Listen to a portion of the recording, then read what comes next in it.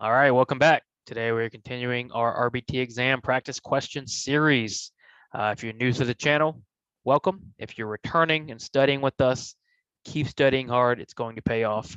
If you're enjoying these videos, please like and subscribe. It helps me out a ton. I can keep putting out these videos. Reminder that I just started a brand new practice exam series, so check that out. I posted that Monday. If you are looking for our study materials, please check out our website, rbtexamreview.com, or our shop, gumroad.com/rbtexamreview. You can also go directly to any of our study materials using one of these links, which I'll put in the comments and descriptions below.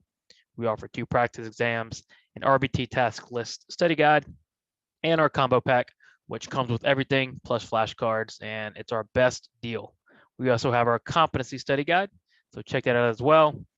So again, happy July 4th. I hope you get a little studying in, but please also enjoy yourself. If nothing else, watch this video, try to answer the questions. Any questions you have for me, email me, leave a comment below. Happy to help.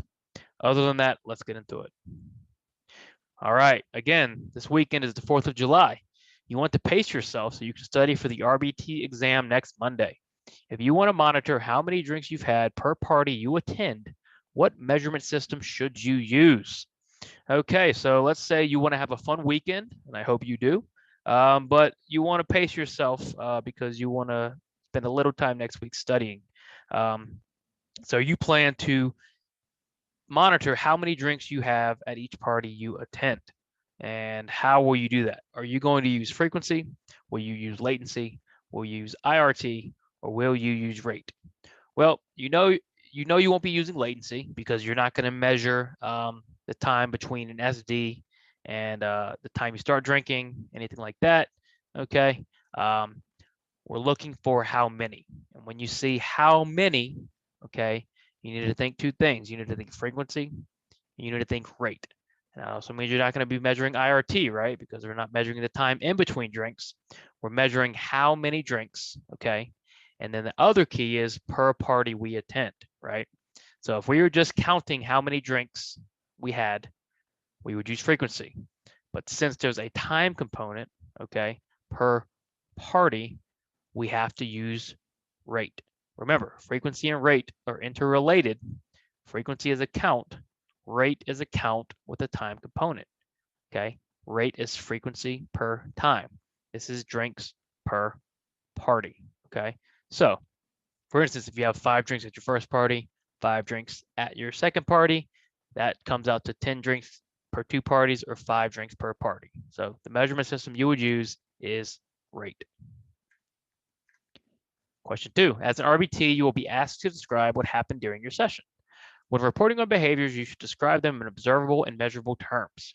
Which of the following answer choices would you not include in an observable and measurable definition? All right, so when you're doing session notes or when you're talking to your BCBA or talking to a parent, we want to describe things that are observable, and that are measurable, okay? Because if we can't see them, if we can't observe them, and if we can't measure them, we can't change them as effectively, okay? So when we talk about behaviors in ABA, observable and measurable, okay? So what will we not include in an observable and measurable definition? How often the client engages in behavior, how the client was feeling when the behavior occurred, what happened before the behavior occurred, and where the behavior occurred. So to answer this question, to answer any of these observable, measurable questions, ask yourself 2 very simple questions. Can I see it? And can I measure it repeatedly? Okay. So how often the client engages in behavior? Can you measure that? Of course. Can you see it? Sure. So A, you would include. B, how the client was feeling when the behavior occurred. Can you see feelings? No. Can you measure feelings consistently? Again, no. Okay. So B is going to be our answer. We don't need feelings or how they were feeling in observable and measurable definitions. We can't observe them. We can't measure them. Okay. They don't belong in our objective observable definitions. Always read all your answer choices, even if you know the answer. So C, what happened before the behavior occurred? That's observable. That is measurable. D, where the behavior occurred? That's observable. That's measurable. The only right answer here is B, how the client was feeling when the behavior occurred is not what you would include in an observable and measurable definition. Your BCBA asks you to use whole interval recording to monitor your client sitting in the chair. She designs a plan that includes 20-second intervals and you record for 2 minutes. Your client remained in their chair for 20 seconds, 19 seconds, 20 seconds, 5 seconds, 20 seconds, and 20 seconds. How many non-responses would you record based on this data? All right, a lot to unpack here, okay? Reminder, you do have scratch paper on the test, okay? You do have calculators on the test, right? So if you're doing average questions, if you're doing these type of questions and it helped you to write it out, okay, go ahead and do that. But simply, this is not a hard question, okay? You should be able to do this in your head. So start here. You're using whole interval recording. You should know what whole interval recording is. If you don't, okay, you need to go back to our task list study guide and find out what whole interval recording is, right? It's very important. This is why terms and definitions are so important. If you don't know what whole interval recording is, you're already way behind on this question. Whole interval recording is simply, does the behavior happen for the entire duration of our interval? If it does, it's a response. If it doesn't, it's not a response. So we're using whole interval recording, 20-second intervals for 2 minutes. So we have 6 total intervals, okay? 20 seconds, our client has to engage in the behavior for the full 20 seconds. So first interval, 20 seconds, yes. Second one, no. Third one, yes. Fourth one, no. Fifth one, yes. Sixth one, yes. So 4 out of the 6, right, they completed the 20-second interval. 2 out of 6, okay, they did not. So how many non-responses would you record based on this data? Based on whole interval recording, you would record 2, okay? If you don't understand that question, write it out until you understand it, okay? It's not a complicated question. There's just a lot of things going on, a lot of things happening, okay? So go over it until you're familiar with it, right? Until you can do it in your head. There are times where you may have difficulty identifying reinforcers for a client. One method used in this situation is pairing unconditioned reinforcers with neutral stimuli. Which of the following is an unconditioned reinforcer? All right, so this question is a little tricky because it kind of would look like it was going one way, and then it kind of switched gears on you, okay? The first part of the question isn't really relevant, okay? The question is just simply asking, which of the following is an unconditioned reinforcer, okay? Remember, answer what the question asks you, okay? And don't worry about the other stuff, okay? Sometimes stuff isn't relevant. They're going to give you enough information to answer the question, but sometimes they may give you too much information, okay? In this case, all the other stuff doesn't matter. We just need to know which of the following is an unconditioned reinforcer. Are tokens unconditioned? No, right? We pair those with other reinforcers. Is money unconditioned? No, we pair those. You're not born knowing that money has value. Is praise unconditioned? No, you need to pair praise with other things. Sometimes praise doesn't function as a reinforcer for some people. Is food unconditioned? Yes, everybody is born, okay, where food, you give it enough time, give it enough motivating operation manipulations, food will function as a reinforcer. Therefore, food is unconditioned. It doesn't need to be paired with anything. The other 3 need to be paired, okay, with the prior reinforcer to gain reinforcing properties. So of the following, food is an unconditioned reinforcer. Your client recently learned to say mom and dad in the presence of his parents. However, he is now saying mom to women at the grocery store, at school, and at the park. What is the most likely explanation for this behavior?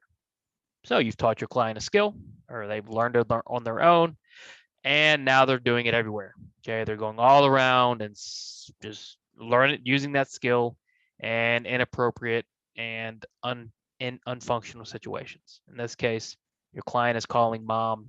Every woman he sees mom. What is the most likely explanation for this behavior? Now, ideally, you should be able to answer this question without even looking at the answer choices. You should know exactly what the issue is, okay? If not, okay, go back and review this section of the study guide, right? And understand what generalization is, what maintenance is, what how that works, okay?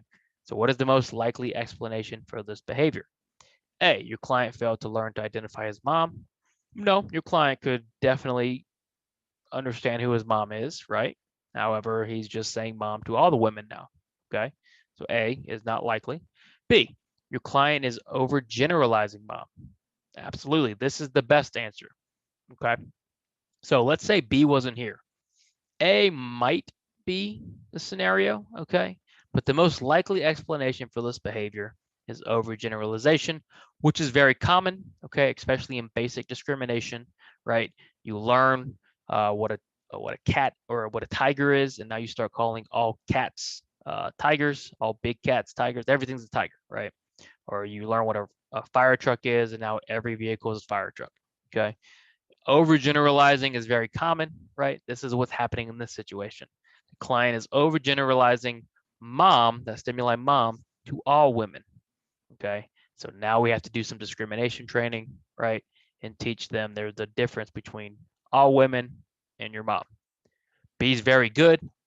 Read all your answer choices. C, your client is confused due to your teaching procedure. We never want to assume confusion, anger, frustration, right? Anytime you see these questions that involve emotions, right, and making assumptions, okay, typically they're going to be incorrect, right? Unless they're asking you for a wrong answer or a not answer, okay? But we're never going to assume our client is confused, okay, in this situation, especially when they've learned the skill. C is out. D, your client is engaging in maladaptive behaviors. Again, this isn't necessarily a problematic behavior, a maladaptive behavior, okay?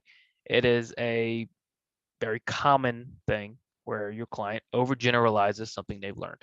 So the answer here is B. The most likely explanation for this behavior is your client overgeneralizing mom.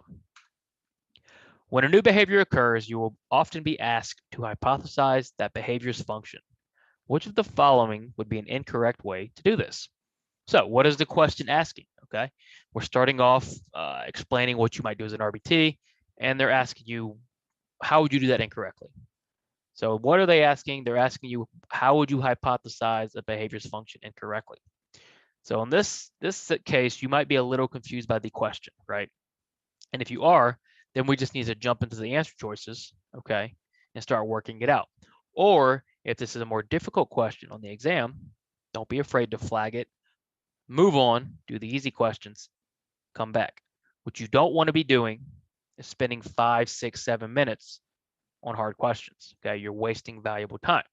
So if you immediately understand the question, try to answer it. If not, it's okay to move on, come back. So we need to find the scenario where we incorrectly hypothesize a behavior function. What are the 4 functions? Attention, escape, tangible, automatic. Let's look at A. The client crawled under the table every time I presented him with chicken nuggets in an attempt to escape eating. Pretty good hypothesis, right? This would be acceptable. Your hypothesized function is escape. B. Several times yesterday, the client repeated lines from a Paw Patrol episode. This happened while he was alone, when given attention, and when he had his toys available. Again, objective, right?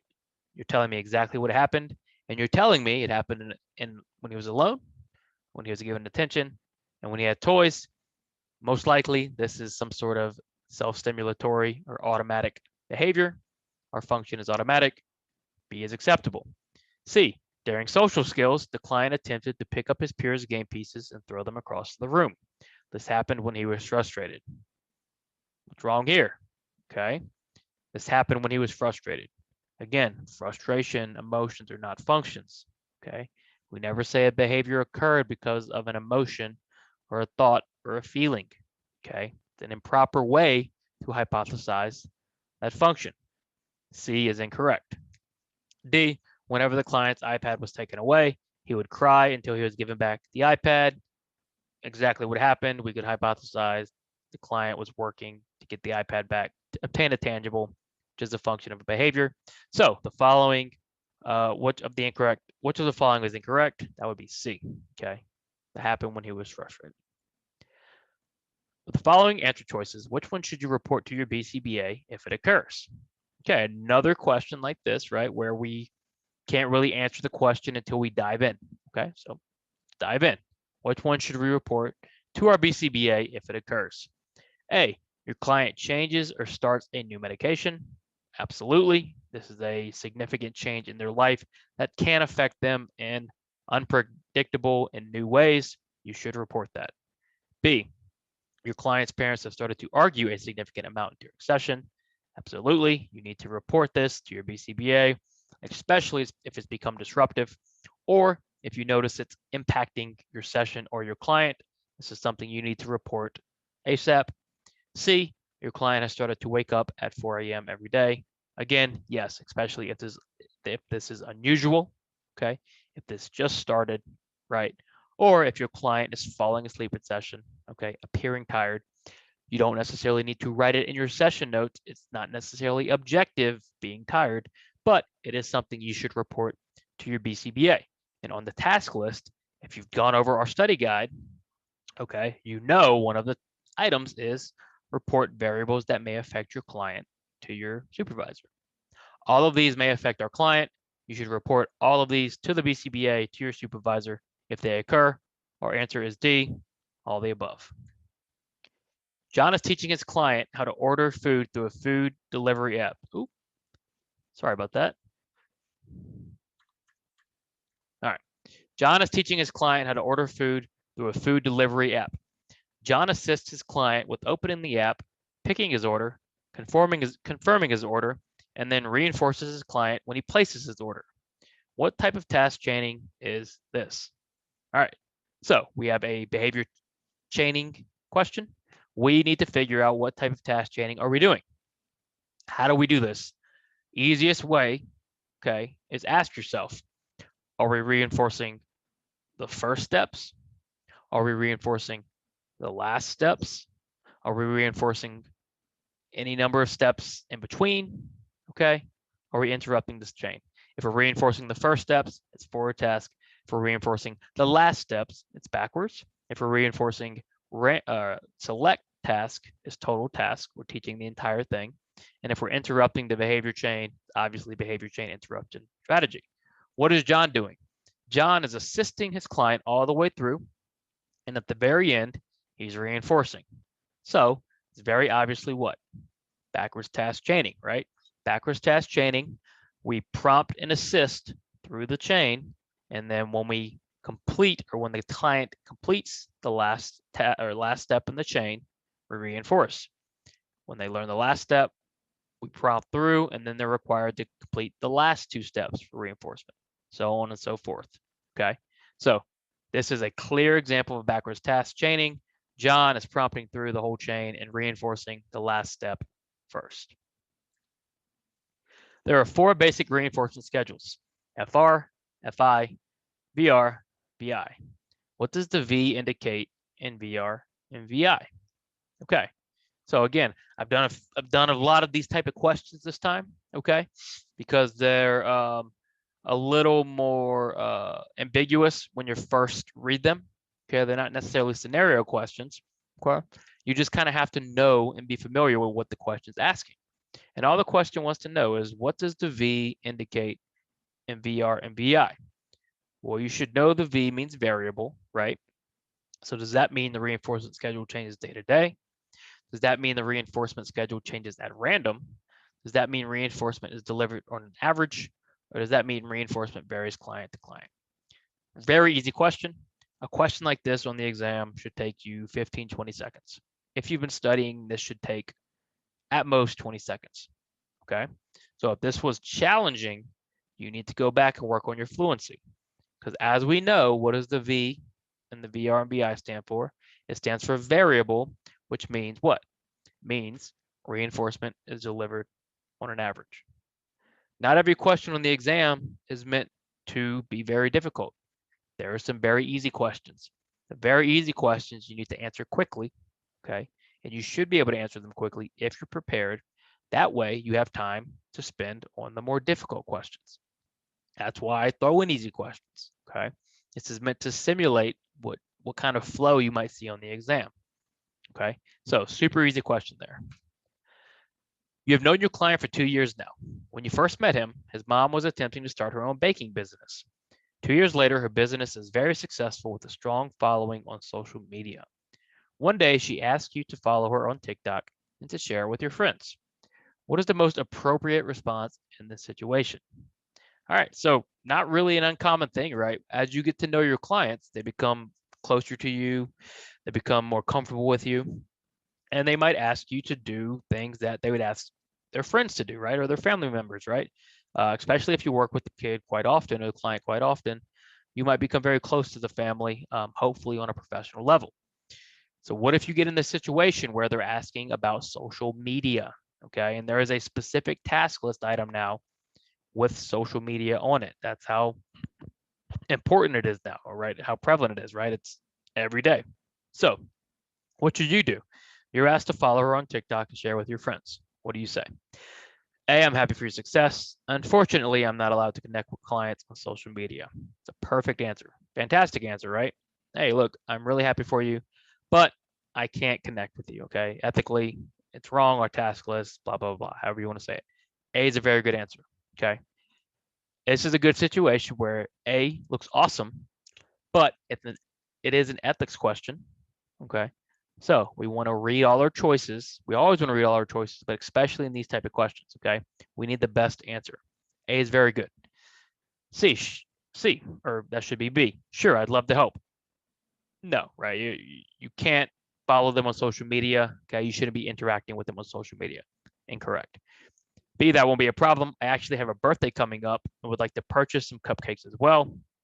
Again, no, you can't follow them on social media. You shouldn't share things with them on social media. Okay. You really shouldn't share your clients' social media pictures and things unless you have explicit permission and a very good reason. Okay. There's a lot of privacy issues at play, a lot of dual relationships, a lot of conflicts of interest that come into play. And then D, let me check with my BCBA and make sure it's okay first. D is not a terrible answer, but you already know the answer. Okay. So you can just very politely say decline, say I'm happy for you. Unfortunately, I'm not allowed to connect with you on social media. If it becomes a further issue, then we can go to our BCBA, get them involved. Okay. But bottom line is social media is off limits. All right. I hope you enjoyed those. Please enjoy your holiday weekend. Okay. Have a great time. If you try to get some study in, if you can, if not, study hard next week. Keep at it. Check out our study materials. Please like and subscribe. Questions, comments, email me, leave them below. Love to help. Other than that, keep working hard, and I will see you soon.